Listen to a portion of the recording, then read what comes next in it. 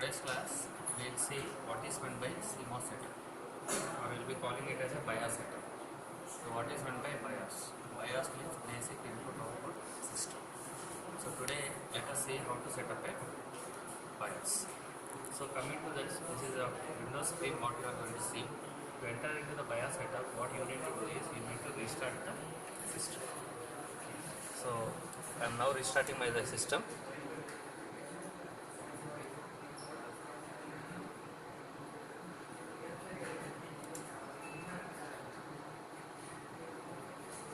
So it's logging off. So to enter into the BIOS system, what you need to do is whenever the system is restarting, you need to press this F10. So whenever you press this particular F10, it will enter into the BIOS.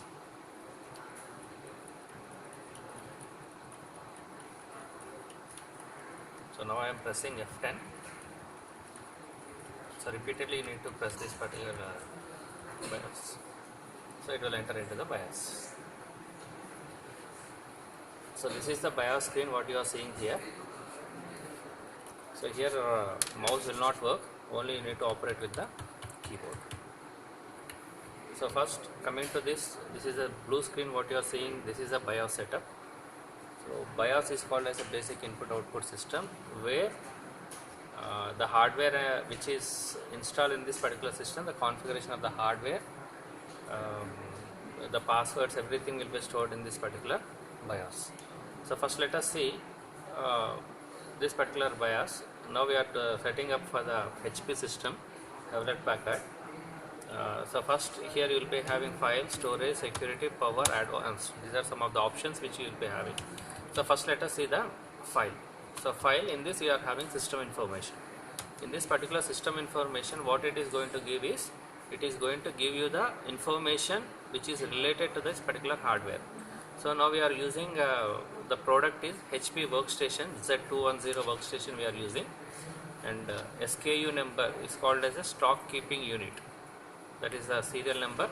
The processor type, in this processor it is a Intel Core processor i3 and works at a speed of some 3.3 gigahertz. Processor speed is 3.3 gigahertz, and here you will be having L1, L2, L3 cache. L1, L2, L3 cache is nothing but it is called as a temporary memory, and the size it is L1 cache is 64 KB, L2 cache is 256 KB, L3 cache is 3072 KB. And here you can observe the L1 cache is more will be less than L2 cache, will be less than L3 cache. So L3 cache will be, the size of the L3 cache will be very high compared to L2 or L1. And the memory size, here you will be using two memories, DIMM slots will be there. Here you will be using two DIMM slots, DIMM1 and DIMM2, 3 and 4 slots are there. And here they are divided into two channels. One is channel yellow, you will be having two DIMM slots. In channel B you will be having two DIMM slots. And this is the MAC address, and this is the BIOS system number, the serial number, asset tracking number. The version of this particular BIOS is 7.1.13.108. And to go back, what you need to do is you need to press any key. So I am pressing. And next let us see what is there in the about. About you will be having the copywriting information. So in this particular copywriting information, this computer was built by Hewlett Packard. The complete information the copyright information will be there in the about. And again press any key to continue. I am pressing a key. And if you want to set up the time, so normally now the time is say 11:29. Suppose if I want to change it to some 12, so what I need to do is, so if I move this particular key, the time is going to be changed. So now the time is say 11:29. Date if I want to change, so like this I can change the date. If you want to accept, you need to press F10. If you want to keep like that, you need to press escape. So now I want to accept, so I am going to press the button F10. Next option is the flash system. Flash system is if you want to store the BIOS data onto this particular system, you need to keep a removable drive. So to keep here it is giving an error that no removable media is bad or missing. So what I am going to do is I am going to insert a pen drive. Right. So now what I am going to do is whatever the BIOS information which is stored in this particular computer, I am going to transfer it to the pen drive. So what I need to do is I am going to flash this particular drive now. So it is going to ask on which drive I want to store this particular BIOS information. So I had inserted a pen drive and keeping it.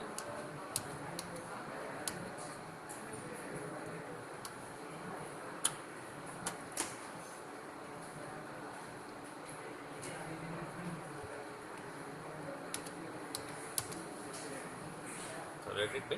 Next, this is the replicated setup. So what I am going to do is I am storing this particular data onto the pen drive now. So save to the removable device. So now I had stored the data onto the pen drive. So suppose if I want to restore, what I need to do is I had saved on the data. So now what I am going to do is I am going to retrieve the data from the pen drive. So I am restoring the data from the pen drive. So save and restore was successful. So whatever the BIOS which is stored in this particular pen drive has been restored to this particular BIOS. So if you remove this particular thing, if I want to do the replicated setup, so it will say if I remove the pen drive, removable storage is bad or it is missing. So now again I am inserting the pen drive.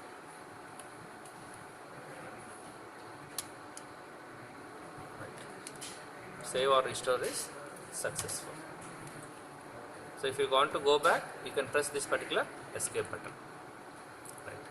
So if you are not clear, if you had changed any of these settings, and if you don't remember what you had done, what you need to do is you need to remove this particular default setup. So if you restore to the factory settings, what happens is whatever the BIOS settings which came with the particular CPU, it will be restored. If you have done any modifications and if you want to restore back, so what I am doing now, I am going to restore to the factory settings. Right. Restore factory settings as the default. If I want to accept this, I will press it as enter. If I want to go back, I need to press this.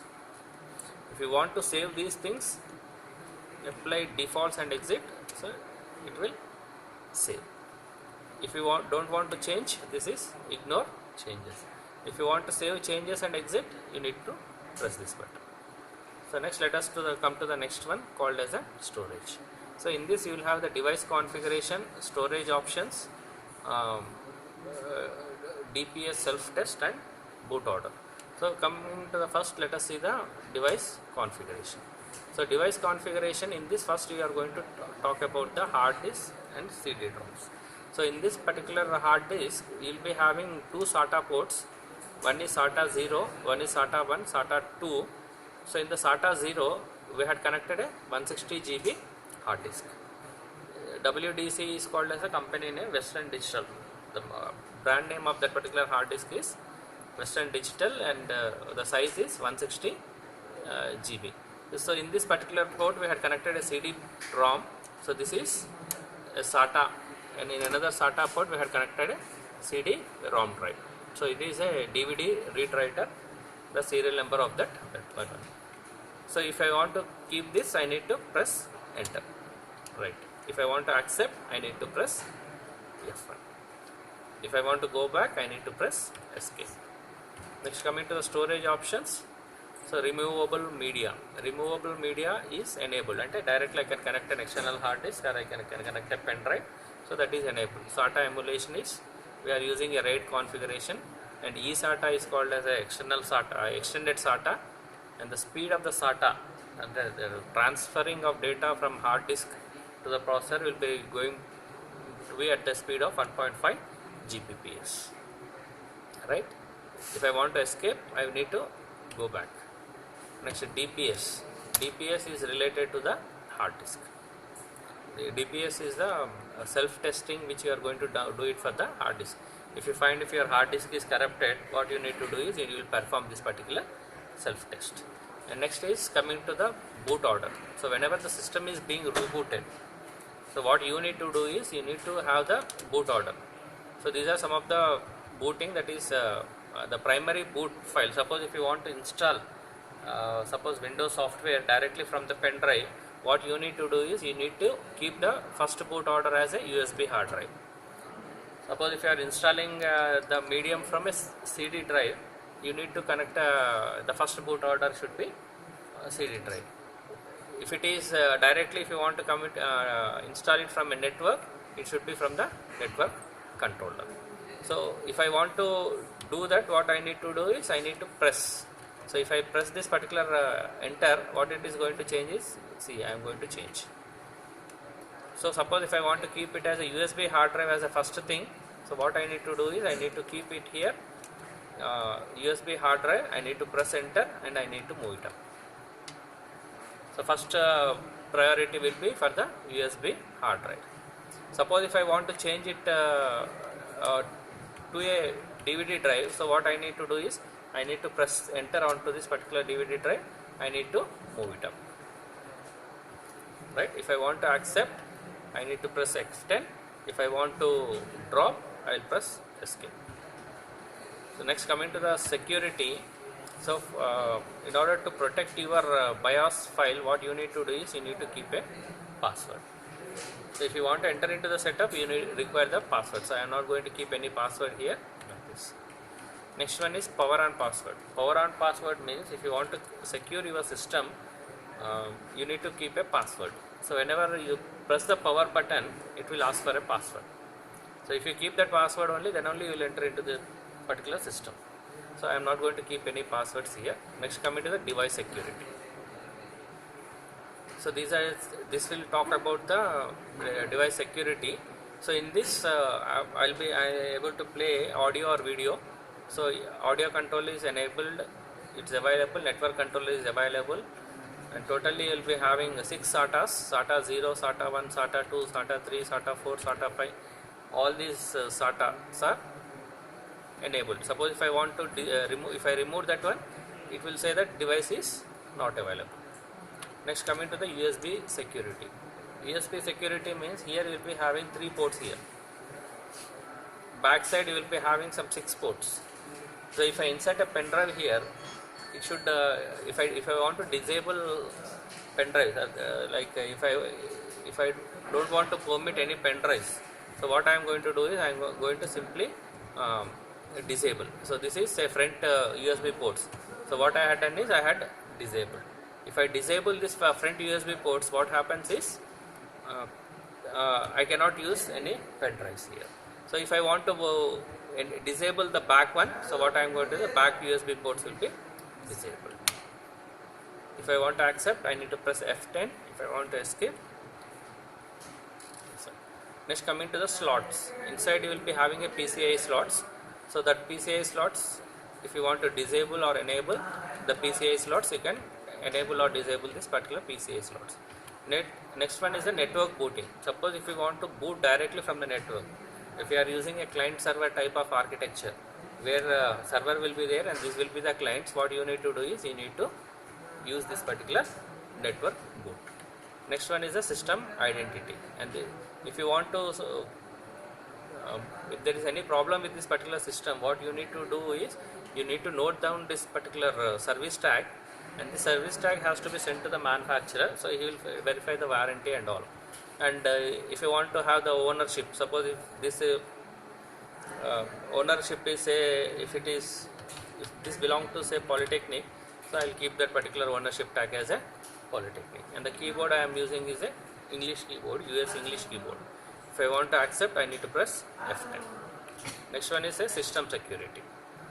So if you want to prevent your data, or if you want to save your data, what you need to do is data execution prevention should be enabled.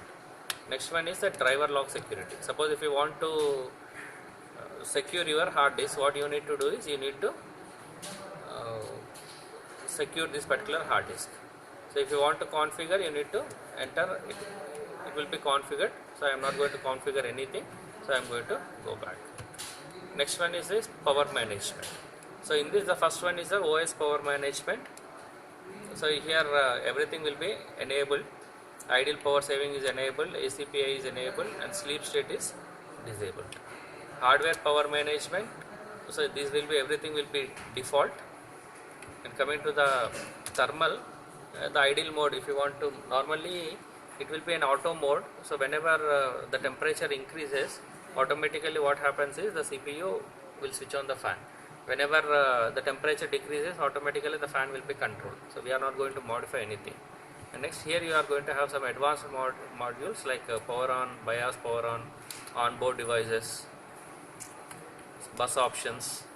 So better not to change these options.